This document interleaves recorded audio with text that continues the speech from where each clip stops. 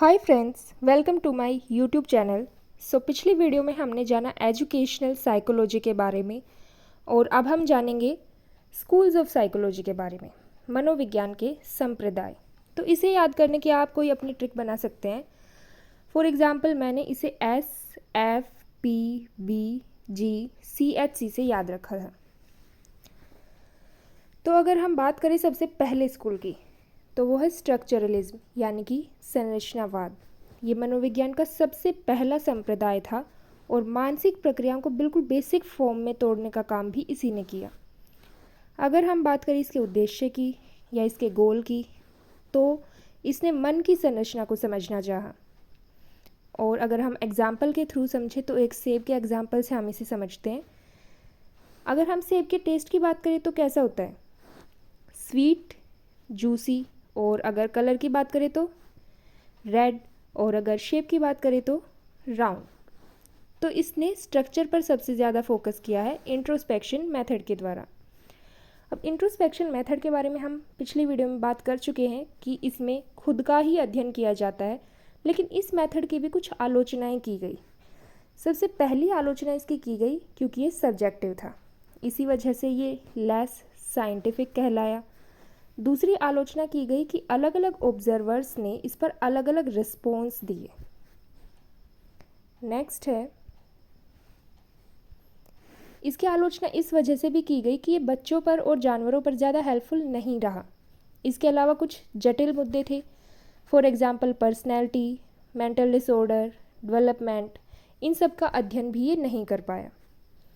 इसी वजह से इसकी आलोचना की गई। दूसरा स्कूल है फंक्शनलिज्म, प्रकार्यवाद। इसके जनक कहे जाते हैं विलियम जेम्स, जिनकी एक फेमस बुक भी है प्रिंसिपल्स ऑफ साइकोलॉजी। तो इसके भी नाम से पता चल रहा है, स्ट्रक्चरलिज्म यानी कि संरचना और फंक्शनलिज्म यानी कि फंक्शन। तो उसमें स्ट्रक्चर पर जोर था, लेकिन इसमें फंक्शन पर जोर है। ये उसके अपोज में आया था। अगर हम बात करें एग्जाम्पल की, तो ये कहना क्या चाहता है कि ये मत देखो कि एक पेन का या एक सेब का स्ट्रक्चर कैसा है, वो दिखता कैसा है, बल्कि ये देखो कि वो काम कैसे कर रहे हैं। फॉर एग्जाम्पल, ये चेतना का फंक्शन या पर्पज़ क्या है, इस बात पर इन्होंने जोर दिया। थर्ड है बिहेवियरिज्म, जिसके जनक कहे जाते हैं जॉन वाटसन। इनका फोकस रहा ऑब्जर्वेबल बिहेवियर पर। इन्होंने मनोविज्ञान को व्यवहार का अध्ययन कहा है। इनका मतलब है कि व्यवहार के उन आयामों के बारे में बात की जाए जिन्हें ऑब्जर्व किया जा सकता है या जिन्हें मापा जा सकता है। अब जो व्यवहारवादी हैं वो क्या मानते हैं? वो कहते हैं कि हम मन को देख ही नहीं सकते, लेकिन ये देख सकते हैं कि वो लोग किसी सिचुएशन में कैसे एक्ट करते हैं, रिएक्ट करते हैं या बिहेव करते हैं। इन्होंने वातावरण पर सबसे ज़्यादा जोर दिया है और 1912 में वाटसन ने कहा भी है कि मुझे आप दर्जन भर बच्चे लाकर दे दीजिए और उन्हें मैं वही बना दूंगा जो आप बनाना चाहते हैं। इसके कहने का क्या मतलब है कि आनुवांशिकता के बजाय इन्होंने वातावरण पर सबसे ज़्यादा फोकस किया है। नेक्स्ट है साइको एनालिटिकल या मनोविश्लेषणवाद। सिगमंड फ्रायड इसके जनक कहे जाते हैं। अब इन्होंने क्या कहा? इन्होंने कहा कि हमारा व्यवहार अनकॉन्शियस माइंड से प्रभावित होता है, और इन्होंने मानव माइंड के 3 महत्वपूर्ण एलिमेंट्स भी बताए, जिसमें एक है ईड, ईगो, सुपर ईगो। फ्रायड ने कहा कि हम अनकॉन्शियस डिज़ायर से मोटिवेट होते हैं और जिनसे हमें प्लेजर मिलता है। नेक्स्ट स्कूल है ह्यूमनिस्टिक, मानवतावाद।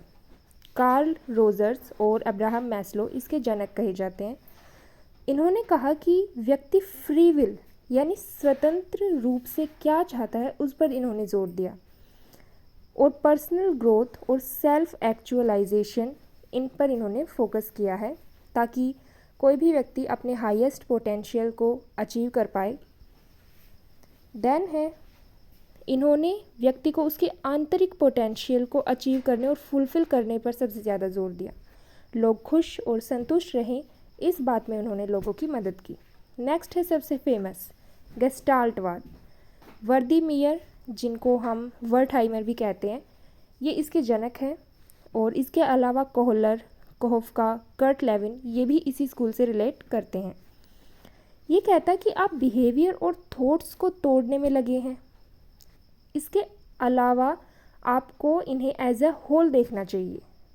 गेस्टाल्ट, इसका मतलब ही होता है समग्र यानी कि होल। एक कहावत भी है गेस्टाल्टवाद की, the whole is greater than the sum of its part. Next है कोग्निटिव यानी कि संज्ञानवाद।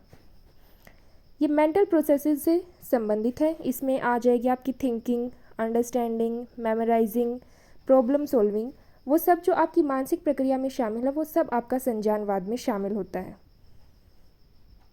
नेक्स्ट है कंस्ट्रक्टिविज्म, जिसमें आपके पियाजे और वाइगोत्स्की मेन किरदार निभाते हैं। पियाजे क्या कहते हैं कि शिक्षार्थी नॉलेज को एक्टिवली कंस्ट्रक्ट कर सकते हैं। ये कहते हैं कि पूर्व ज्ञान को एक बिल्डिंग की नींव के रूप में देखा जाए जिस पर नई चीज़ें बिल्ड होती हों। फॉर एग्ज़ाम्पल, सीखने को इंटरएक्टिव तरीके से भी हम यूज़ कर सकते हैं, जहाँ पर बच्चा प्रश्न पूछता है, ये नहीं कि वो निष्क्रिय रूप से सुन रहा है, टीचर बताया जा रहा है, बच्चा सुनता जा रहा है। इसके बजाय बच्चा भी उसमें एक्टिव हो, बच्चा आंसर कर रहा है, साथ के साथ वो एक्टिविटीज़ कर रहा है, लर्निंग बाय डूइंग कर रहा है। अब अगर हम बात करें मार्गारेट वॉशबर्न की, तो ये विल्हेम वुंट की शिष्या थी और इन्होंने एक बुक लिखी, द एनिमल माइंड। पहली महिला थी ये जिन्होंने पीएचडी की मनोविज्ञान में 1894 में। उसके बाद है मैरी विटन कोल्किंस, ये विलियम जेम्स की शिष्या थी। अमेरिकन साइकोलॉजिकल एसोसिएशन की 14वीं प्रेसिडेंट थी और पहली महिला प्रेसिडेंट थी।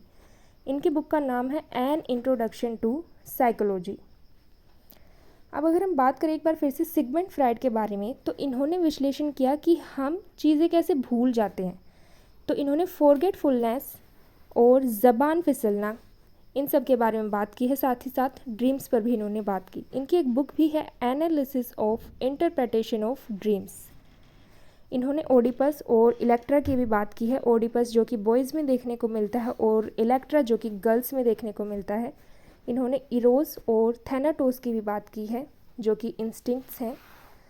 उसके बाद है जॉन लॉक, ये व्यवहारवाद से ही संबंधित है और इन्होंने टैबुला रासा या कोरी स्लेट के रूप में एक बच्चे के माइंड को देखा। उसके बाद है कोग्निटिव साइकोलॉजी, 1960 में जेरोम ब्रूनर और मिलेर ने इसे स्थापित किया था। और अगर हम बात करें फोकस साइकोलॉजी का किस पर रहा, तो 3 स्कूल्स पर सबसे ज़्यादा रहा है। पहला है बिहेवियरिज्म, साइको एनालिसिस, ह्यूमनिज्म, जिसे आप BPH से भी याद रख सकते हैं।